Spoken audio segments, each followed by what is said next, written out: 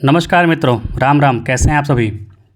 शनिदेव का जो वक्री गोचर हो रहा है 17 जून 2023 को, उसी के संदर्भ में हम सभी राशियों के लिए चर्चा कर रहे हैं कि सभी राशियों के लिए क्या फल होगा। अभी तक हमने मेष से लेकर सिंह राशि तक की चर्चा की है। आप अपनी कुंडली देखिए, उसमें चंद्रमा किस भाव में बैठे हैं, चंद्रमा किस राशि में बैठे हैं, वही आपकी राशि है, या फिर आपका लग्न कौन सा है उसके आधार पर भी देखा जाता है। तो जानिए कौन सा आपका लग्न या फिर राशि है और उसके आधार पर आप फल जानने का प्रयत्न कीजिए। शनि महाराज क्या फल देंगे। शनि महाराज 13 डिग्री 1 अंश और 8 कला पर वो रिवर्स में जा रहे हैं, कुंभ में। सतभिषा नक्षत्र में वर्तमान में हैं, जो कि सतभिषा नक्षत्र राहु का नक्षत्र होता है। उसी के दूसरे पद में वो वक्री हो जाएंगे।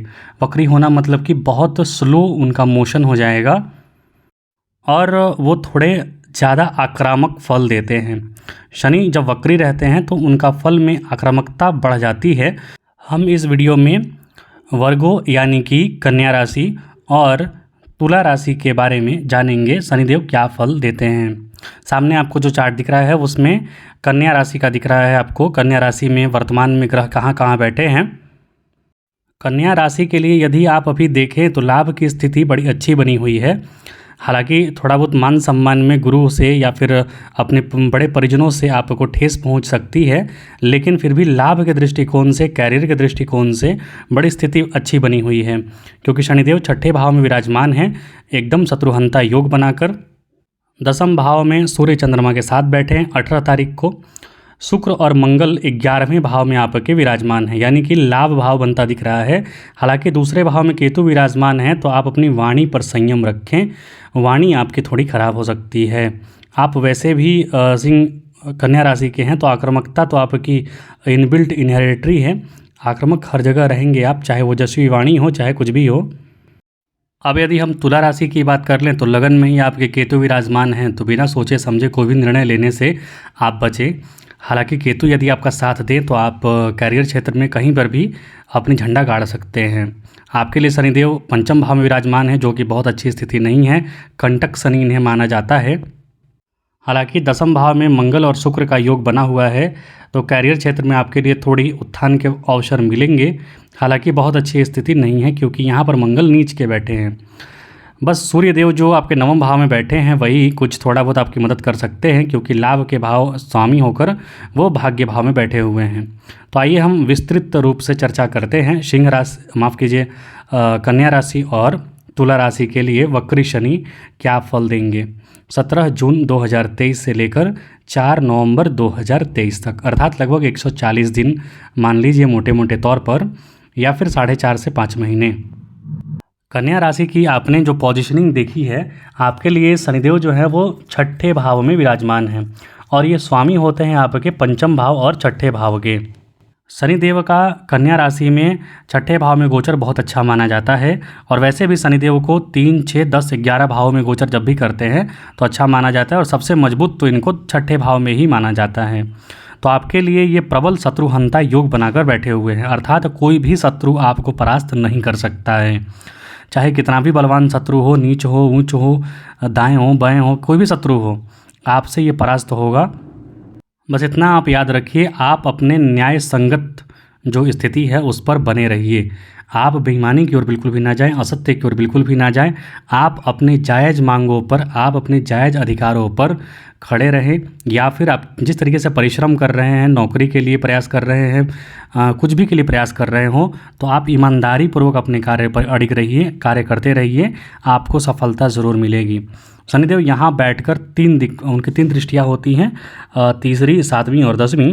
तो अष्टम भाव को एक्टिवेट किए हुए हैं, नीच दृष्टि है, तो लंबी लॉन्ग टर्म के डिजीज से आप परेशान हो सकते हैं, तो वहाँ पर थोड़ी सावधानी बरतें। बहुत आवश्यक है सावधानी बरतना वहाँ पर, क्योंकि शनिदेव लॉन्ग टर्म डिजीज़ के कारक भी होते हैं। तो आपको वहाँ पर सावधानी बरतना है। कुछ भी परेशानी हो रही है तो हनुमान चालीसा तो हमेशा पढ़िए ही। लोग कहेंगे कि अब मतलब साइंटिफिक एज में कोई बीमारी हो रही तो हनुमान चालीसा पढ़ो, बिल्कुल पढ़िए। संकट कटे मिटे सब पीरा, जो सुमरे हनुमत बलबीरा। ये बीमारियां या फिर ये जो संकट होती है ना, वो किसी न किसी रूप में हमें अपने कर्मों का फल ही प्राप्त होता है, याद रखिए। तो कर्म फल से बचने के लिए, अपने कर्मों को सुधारने के लिए शनिदेव की शरण में जाइए, हनुमान जी की शरण में जाइए, तभी आप बचेंगे। ये बीमारी या फिर जो भी अपने दुश्मन हो जाते हैं या फिर कहीं कुछ भी हो जाता है, वो तो मात्र एक बहाना होता है, लेकिन असली में तो हमें वो अपना कर्म ही फल मिलता है। तो अपना कर्म फल सुधारने का प्रयास कीजिए। छठे में शनि जो है कर्म फल या फिर कर्म फल सुधारने के लिए बहुत मौका देते हैं, जैसे कि छठे भाव में शनिदेव जो हैं वो सेवा भाव को एक्टिवेट कर देते हैं। छठा घर जो है वो सेवा का भी है। तो आप डॉक्टर से या फिर मेडिकल लाइन में कहीं नहीं जुड़े हैं तो फिर किसी की मदद कर दीजिए। आप अनाथालय जाइए या फिर कहीं पर किसके इलाज हो रहा है, उसको पैसे नहीं हैं, तो इस तरीके के क्षेत्र में आप जाकर उसकी मदद कीजिए, बहुत अच्छा आपको फल मिलेगा। विदेश से संबंधित कुछ कार्य करना चाहते हैं तो वहाँ भी आपको लाभ के अवसर बनेंगे। वक्री शनि आपके लिए यहाँ परिस्थिति अच्छा बनाएंगे, याद रखिए। लेकिन आपको अपनी सत्यनिष्ठा बरकरार रखनी होगी और आपको सेवा भावना अपने अंदर जगानी होगी, तब जाके अच्छा फल प्राप्त होगा। याद रखिए, एक मंत्र यहाँ पर आप गांठ बांध लीजिए। वो मंत्र आपके लिए यही है कि कोई भी हो, पत्नी हो, पिता हो, माता हो, बहन हो, भाई हो, या फिर अपने कार्य सेक्टर में आपसे जुड़े हुए लोग हों, चाहे ऊंचे पद पे हों चाहे नीचे पद पे हों, सबके लिए आपके अंदर एक इज्जत की भावना होनी चाहिए और मान सम्मान होना चाहिए। ज़रूरत पड़ने पर उनकी सेवा करने को आप आगे बढ़ें, तब आपके लिए ये गोचर बहुत अच्छा सिद्ध होगा, चाहे कोई भी सेक्टर में हो। अब यदि हम तुला राशि के लिए बात करें तो तुला राशि वालों के लिए पिछला जो 2.5 साल 2020 से लेकर 2023 जनवरी तक जो था वो बहुत अच्छा नहीं था, क्योंकि उनका ये चल रहा था, ढैया चल रहा था। लेकिन पिछले साल आपका घर ज़रूर बना होगा, घर संबंधित कुछ ना कुछ कार्य ज़रूर हुए होंगे। अब शनिदेव वहाँ से बैठकर आपके पंचम भाव में बैठकर वहाँ गोचर कर रहे हैं, तो संतान संबंधित आपको यहाँ परेशानियाँ हो सकती हैं। हालांकि एक चीज़ ये है कि जिनकी संतान है उसको थोड़ी परेशानी हो सकती है बीमारी वगैरह का, लेकिन जिनको नहीं संतान है और संतान पाने की इच्छा से वो प्रयत्न कर रहे हैं तो उनके लिए बहुत अच्छा समय है, अनुकूल समय है। संतान प्राप्ति के लिए आप यहाँ पर प्रयास कर सकते हैं, आपको संतान प्राप्ति अवश्य मिलेगा, क्योंकि तुला राशि के लिए संतान के स्वामी बनते हैं शनिदेव, और वो अपने ही घर में बैठे हैं और वक्री अवस्था में बैठे हैं, तो गोचर थोड़ी जो फल होगा उनका थोड़ा ज़्यादा आक्रामक और ज़्यादा तीव्र गति से होगा।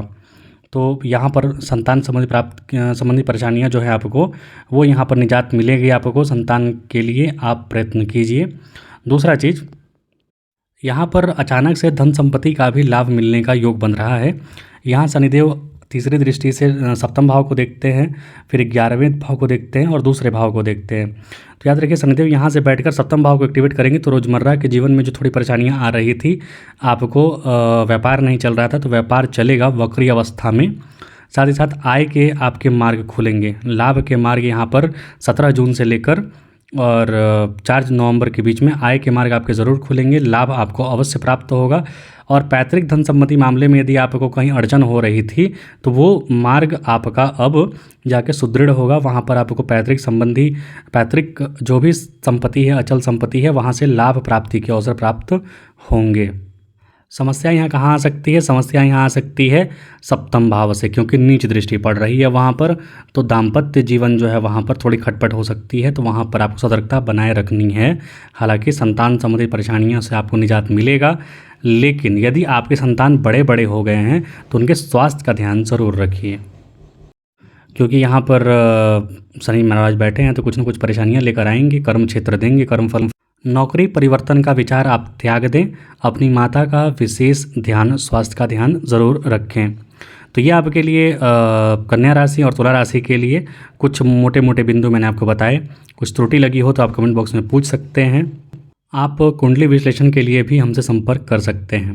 कृपया चैनल को अपना आशीर्वाद देते रहें, लाइक शेयर सब्सक्राइब जरूर करें, और कुछ परिवर्तन करना हो तो भी आप हमसे संपर्क कर सकते हैं। देखने के लिए आपको बहुत बहुत धन्यवाद। जय हिंद।